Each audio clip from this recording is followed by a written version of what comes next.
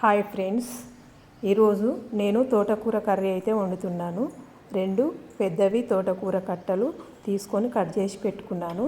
దీంట్లోకి కావాల్సినవి ఒక ఉల్లిగడ్డ, 4 పచ్చిమిర్చి, 4 ఎండుమిర్చి, కొంచెం జీలకర్ర, కొంచెం పసుపు, అల్లం వెల్లుల్లి పేస్టు, ఉప్పు, కారం.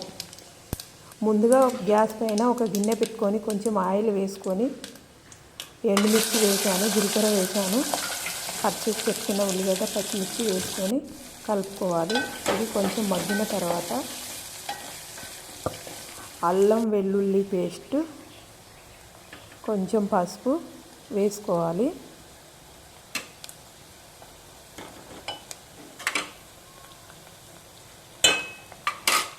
ఇలా వేసుకున్న తర్వాత కలుపుకోవాలి. ఇలా కొంచెం మగ్గిన తర్వాత కట్ చేసి పెట్టుకున్న తోటకూర వేసుకోవాలి.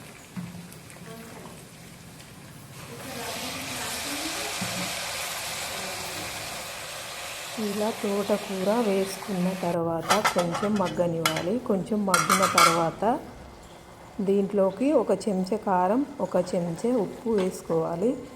ఈ ఉప్పు కారం వేసుకునేది స్కిడ్ అయిందండి. మీరైతే ఒక చెంచా కారం, ఒక చెంచా ఉప్పు వేసుకొని ఇలా కలుపుకోవాలి. ఉప్పు కారం వేసి కలుపుకున్న తర్వాత ఇలా కొంచెం మగ్గాలి.